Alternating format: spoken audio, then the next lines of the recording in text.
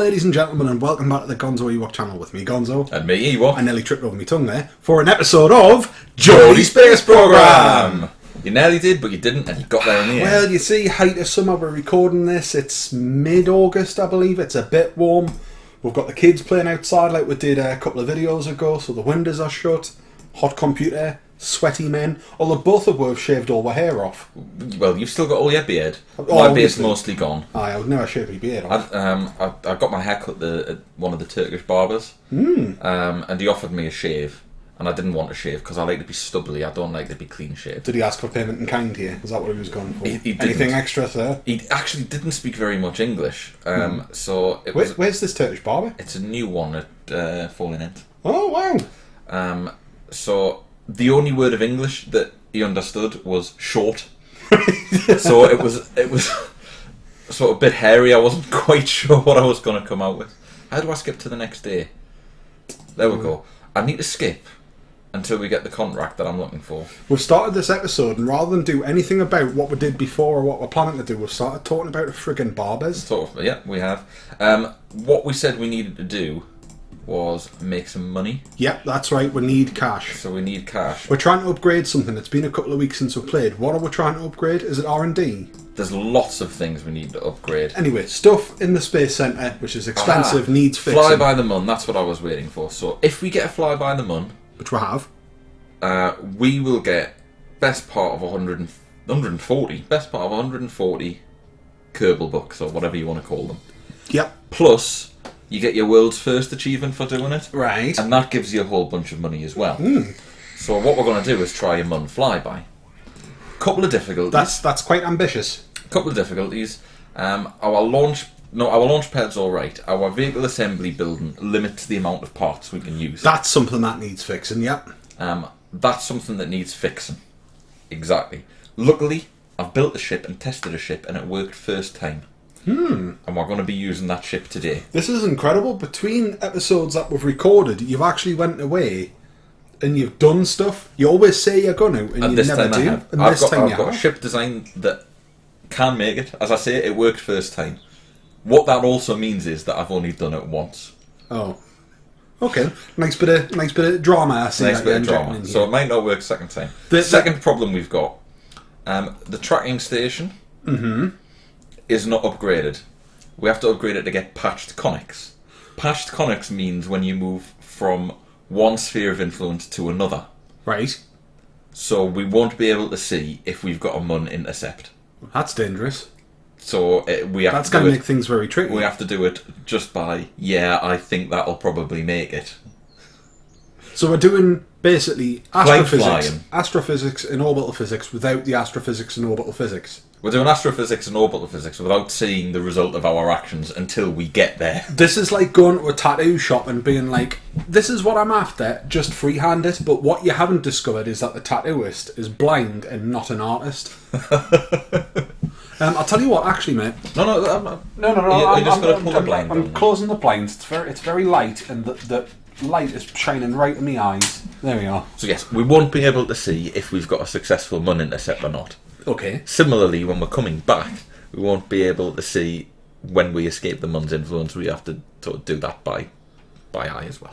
We're going to fail then. Further complicated by the fact that we haven't updated the mission control center, which means we don't have maneuver nodes either. Oh, okay. So we've got no maneuver nodes. So we no lines on the map of any description then?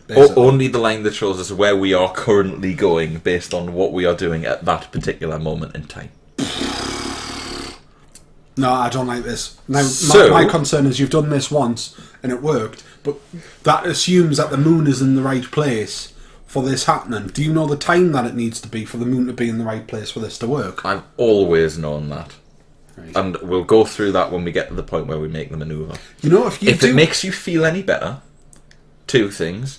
Firstly, we've got 176 grand and the rocket's not going to cost very much. We'll see exactly how much the rocket costs when we get there. Secondly, we're doing an unmanned flight. Right, so nobody will die. So nobody will die, even if it goes wrong. Okay. So without further ado, I'll introduce you to our new craft. I like the fact that you're managing my expectations for failure without us even seeing the ship yet. So the ship is "Hey ladies, check out my big rocket," It's a good name. I grant you, I'm already warm into this. and this is it. Relatively simple design. It's got solar panels, so it can stay out there as long as it needs to. Mm-hmm. It's got plenty of thrust to get it up there. There's hardly any payload on top of that. It's all just thrust and no knickers. Now remember, our mission is to get a Mun flyby. Uh-huh. So returning is a bonus. Okay, I see where you're going So with this. even if we don't get back, we'll still complete this mission. Basically, It's only going to cost 14.5 grand. you're firing a warning shot at the moon here, is what you're doing. You're going to fire this thing very quickly I'm going to near fire the at it, moon. and I'm going to say, just to let you know we're here, and we're coming. That's the plan. I'm liking it. Aye. Okay, right. Aye, it's that ballsy kind of manoeuvre that Geordie Space Programme's famous for. I'm being optimistic. I've put a parachute on it, because I want to bring it home. If you can do that, I'll be well impressed. You know, this is probably the most. It might not seem it if you don't play Geordie Space. If you don't play Kerbal Space Program. We've done things before. We've been to Juna. We've been to Joule. We've done things that are in many ways more impressive than this. We've never been to Joule. Eve. Been to Eve. Been to Juno. Right. We've been to Eve. Yeah, but this is actually probably the most ambitious or the most technically proficient thing, if it works, that we'll have done. In terms of pure flight control, This even beats, if we can do it, the toboggan takeoff. Now, old-time viewers of the channel will know very well what toboggan takeoff is. If you don't, go onto our YouTube channel. I'm sure the video's called Toboggan Takeoff. It was a very old Geordie Space Program that we did. Give it a watch, because to me, that's our crowning achievement. absolutely. So this could, if it works well, potentially beat it. Now So you'll you're notice not- I'm leaning very hard here. That's because I'm using the solid boosters to push me up. So once we go past a certain speed, I'll have no control. So I want to get to this 90-degree angle very quickly. Well, yeah, then it's holding quite nicely. It's gone at some whack as well, mind. It is, and it will heat up. And we're just about at the stage where we're going to get rid of these solids, and there might be a small explosion. There was no explosion. Oh, there was. You spoke too soon. Luckily, it was behind the rocket. Okay, so I get that second stage underway, and basically get us up into a position where we can start pushing towards orbit.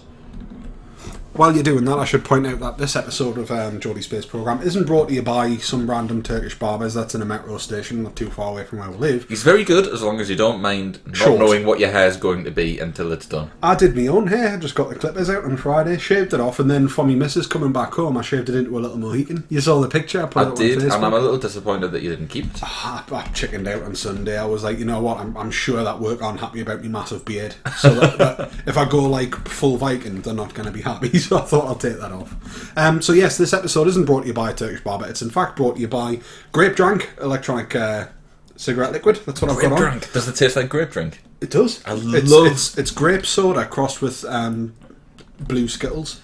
Every time I'm at Sainsbury's, I go to the Yeah, world Jamaica, food section and get grape myself soda. a can of grape soda. We've discussed this because I remember Ringo chipped in because he was saying they do something like is it gold champagne or something like that. They do like gold cola. There's something weird. Ringo, if you're watching this, remind me, what was that drink you were on about? We were talking about car grape soda at the time, and I think they do something else that's golden champagne, golden shower, something of the Golden shower. I would not enjoy a beverage named Golden Shower. Well, in any event, so yeah, this is the first sort of posh, if you like, e-liquid that I ever tried, so it's got a nice kind of nostalgic value to us when I first started using these a few years ago. It's also brought to you by Kraken Rum. We've got a little bit of rum on the go. And I love a Kraken rum. Kraken is a cracking rum. It was a little birthday gift that I got off me brother and sister-in-law. Of course, and this is your birthday week at time of recording. Your birthday on Tuesday, is that right? I don't know. I couldn't even remember how old I was. I had to double check with my wife. 33, I think, yeah. That's right, I am 33, you see, because I thought I was 34 and I was quite upset about that. Yeah, I had the same thing when I turned 33. Yeah, and then I was like, wow, I'm 33? Isn't that incredible? Mind, I've just gained a year. by saying, I'm going to live a year longer now. By saying we're in our 30s, we've already precluded ourselves from getting anywhere on YouTube. It's a young man's game, YouTube. That's what I've learned. It's people who act young, which we never really have. How old's PewDiePie these days? I've seen pictures from 7. about 7. But the point is, my hair's too short. You're meant to have like a little floppy bit of hair in the middle. That's the thing. Shaved sides, floppy bit in the middle, and you're meant to be about 14 to really get YouTube going. We missed the boat. We were already old by the time YouTube became a thing, really. Anyway, so we've got an orbit. Right. So we're in orbit.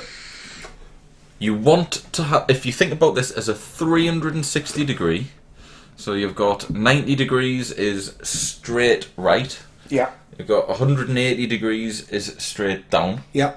270 degrees is straight left. to the left. Yeah. You want it slap bang in the middle of 270 and 360 degrees. So it's at the 10 kind of mark. Half 10? Half 10. You're taking into account the little hand of a clock here. That doesn't work. Half 10. Sorry, no, that's where the mon's going to be, right? So if we burn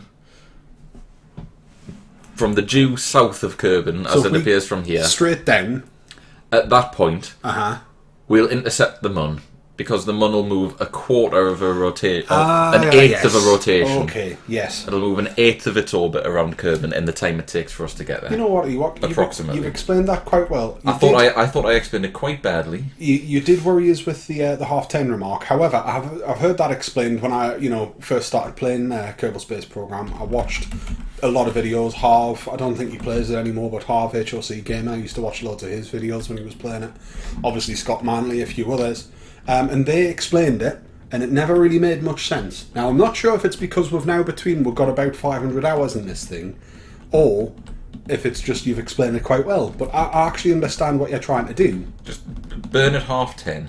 Right.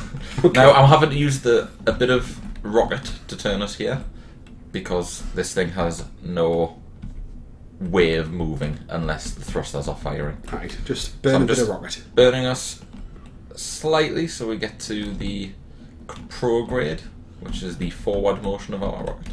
There we are. Now I notice we haven't got any science here. That wasn't the idea. We're just doing this for fat stacks. Get some cash with a flyby. We're not as perfect as I would have liked us to be in terms of where we're going, but I'm just going to burn out, and if we don't get the intercept, we can do some adjustments when we get to it. Okay. We have got lines, mind. I am seeing lines on that map. We've got lines, but it won't show us when we intercept with the mun, if you know what I mean. Okay. Now, those lines will be moving at quite a rate now that we're a tiny little rocket. What engine have you used on this final stage? Was that the 909, was it? I've got no idea. I can't remember. Little diddly one. It is a little diddly one. That's a 909, I think, then. So if I burn us out, so we just go beyond... You see what I mean? We've got no intercept. It doesn't say that we're intercepting the mun. But might we have an intercept? But we might have an intercept. Aha. That's the point. Okay, yes, I'm with you. I can't even set it as a target, you see. Aye. Wouldn't hear you clicking. Basically... Hang on, I'm still under acceleration. Basically, at this point... we're not under acceleration. We're definitely not. Should we do a quick save? Quick load. Because we're definitely not under acceleration, so we should... I've turned the engine off. There we go. Just a little glitch. Yeah. A little physics glitch there. Glitch so in yes, lyrics. so we might have an intercept, but it won't show us that we have an intercept. Hey ladies, check out my big rocket debris. Get that off your sheets. Okay, right, so where we're going. So we'll only know if we have an intercept when we reach this point. You'll see the mun is heading towards us, yep, which is a good sign. We might hit it. I don't think we're going to hit it. You see? There we go. Non-intercept. I mean, it's miles off, but that's a good one. It doesn't matter if it's miles off. We've already achieved it. How mint was that? And we hit a speed record, and we've got the first flyby of the month, so we get 26 for that. Plus, we get $6,000 for escaping the gravitational orbit of Kerbin for the first time. Bearing in mind, this episode's all about making money. Mm-hmm. This cost, what, 14 grand? So we're already well up on our investment. We've already more than doubled our investment. Plus, we get 88 grand for achieving a flyby of the month. Oof, that's some cash. And if I manage to bring it back, we'll get a bit more, because we'll have done our first return. We'll get a little bit of science as well, because it'll be something that's came back from being around the moon, I think. We will get a little bit of science, we will. That'd indeed. Be nice. Alright. Now, we have just missed the encounter. It would have been nice to look at the moon, since this is the closest we've been to it in this series. You're right. I mean, there it is there. There's where we came from. It's bigger than Kerbin looks at the moment. That's pretty impressive. It's a shame we're on the dark side. Should we land on it and spend 16 hours mining aluminium on it for no apparent purpose? Was that a No Man's Sky reference? Whatever give you that impression. I'm really enjoying No Man's Sky. I know it's getting a lot of hate, and I agree. It's not what it was hyped up to be. Mm-hmm. It's definitely not what it was hyped up to be. And I can totally appreciate why people say it's boring. Because it kinda is boring. But despite all of that, I really, really, really am enjoying it. It's my kind of game. You know what? On that side of things, I avoided the hype entirely. All I knew was that it was a game where you went to different planets and there were space giraffes, and sometimes it was pink, and sometimes it was yellow, and sometimes it was blue. And my only concern was I don't want to go to 3 planets and then suddenly discover the same space giraffes that I saw a couple of planets ago. You know, like for procedural generation and what have you, if you've got the variety. The game itself, because I'd avoided the hype train, it ran like shit when I first started playing it, which annoyed us. It did for me. But that fixed itself within a couple of hours. They've released like the like a little mini update, pushed out the VC redist file. No, I was still having problems with it. I was having overall very good frame rates playing at high settings, but I was getting micro stutter. So, but that's as assets are being loaded and stuff. Right, and that's just the. It wasn't even that. It wasn't even as assets were being loaded. Even if I was staying in the same spot and spinning around, like every minute or so, it would freeze up for about a second. But that was enough to make me drop it down to medium settings, which I didn't want to do because I paid good money for my machine. I like it to. It should, in all seriousness, be able to run it very nicely. It's better now. I've been playing it on high settings today. I noticed there's a patch being released today. We're recording Thursday night, so what is it, the 18th today? Yeah, I've seen there's a patch being released, but I've no idea what that's they've been running experimental patches, and now they've released the big patch, which aims to do bug fixes and optimization. Well, I completely agree with you in terms of, without having the hype, I've enjoyed playing it so far. I think it's very shallow. I cannot see it having much replay, but if ever I get to a point where I need like a default game, I just need something that I can load up, play it for half an hour just to chill. Certainly, on a Friday night after the missus has went to bed, put the baby down to sleep, and I fancy just gaming for an hour before bed with a couple of drinks.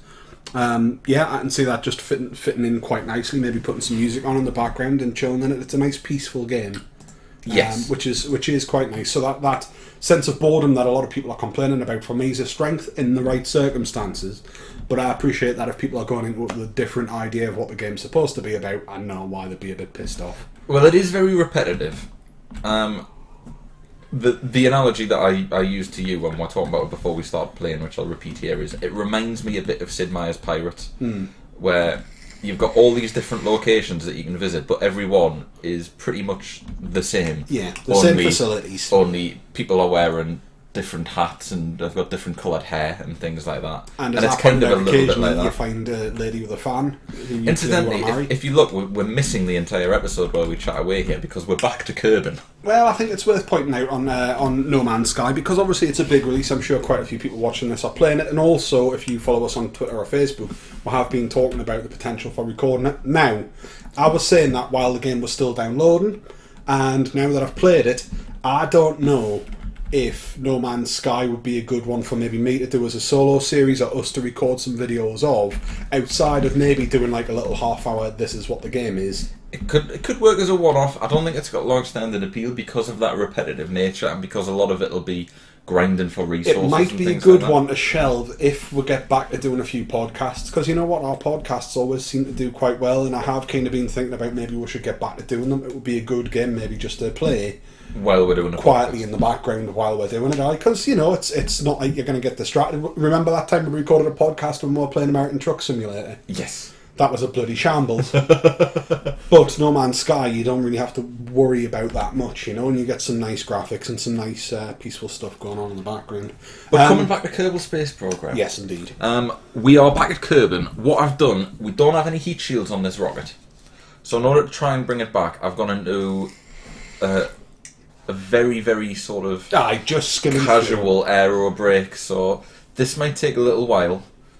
because that's going to drop very slowly. But we've got a periapsis of 30,000 metres, we've got 49,000 metres. You know what? Coming in at 30, I think that'll be all right. You know, I think it'll be all right doing it this way. But I'm just going to put it on 4 times time warp, and everyone can enjoy watching the ship just spin around while we talk nonsense. We've spent a long time on the map mode there, so it's nice where people can actually see a little bit of the game. We've got another milestone there, another 6,000 Kerbal bucks because we escaped the gravitational influence of the moon. Nice, another 6 signs. That's not to be sniffed at. The science is adding up as well. It's not, and that's a bonus because this is a finance gathering mission. This is a mission to gather money.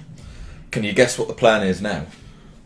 No. Well, we could probably take this to Minmus as well and do the same for Minmus. You're right. And come back with an even, like double the cash, probably a little bit more cash. Oosh. And we could use that cash to really upgrade our facilities and upgrade our science. Now that we've been to the Mun, we'll start getting missions for bring back science from around the Mun. That'll be worth a lot. Good point, thank you for that. Oh, it's getting warm. It's only slightly warm. So we'll start getting missions for bring back science around the Mun. So this mission will actually open up the door for us to really speed up our space program with the money we get from this.